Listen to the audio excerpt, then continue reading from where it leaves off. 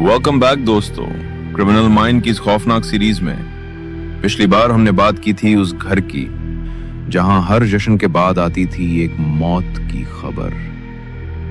और अब मौत का ये खेल और भी खतरनाक होने वाला था। 2002 में टॉम थॉमस की मौत, 2008 में रॉय थॉमस की साइनाइड से संदिग्ध मौत, लेकिन जॉली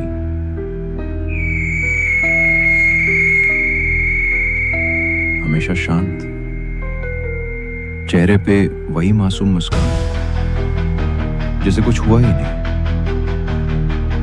रॉय की मौत के बाद जॉली ने अपने ससुराल वालों से कहा, मैंने थियोलॉजी में पीएचडी की है, अब मैं एनआईटी में प्रोफेसर हूं।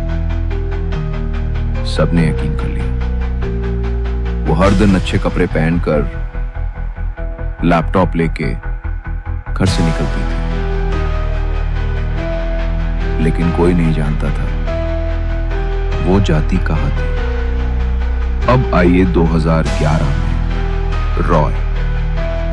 रॉय की मां अनम्मा थॉमस।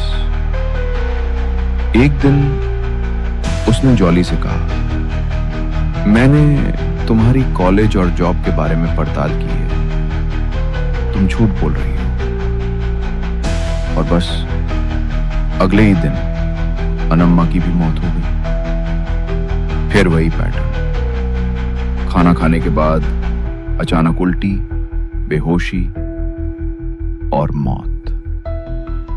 डॉक्टर्स बोले डायबिटीज और बढ़ती उम्र की वजह से हुआ। किसी ने जॉली पर शक नहीं किया, क्योंकि वो थी बहू, और बहू कभी गलत नहीं होती है ना। पर अब जॉली को खुला मैदान मिल गया था।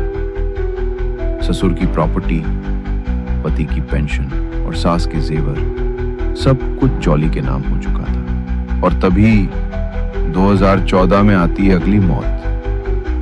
रॉय के अंकल मैथ्यू मनियाम्परा, जिन्होंने एक दिन जॉली से कहा, तुम्हारा व्यवहार ठीक नहीं लग रहा। और कुछ ही दिनों बाद उनकी भी मौत, खाने के बाद अचानक गिर जाना और दम तोड़ देना। हर बार मौत होती और हर बार जॉली बन जाती सबसे दुखी, सबसे मासूम दिखने वाली औरत। किसी ने भी नहीं सोचा हर मौत के बाद क्यों वो ही अकेली होती थी पास।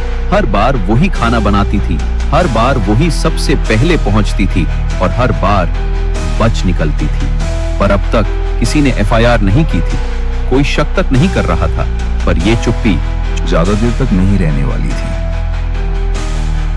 अगली मौत सबसे क्रूर, सबसे पर्सनल थी, और उसी से खुलने वाला था सच का दरवाजा। क्या था वो सच?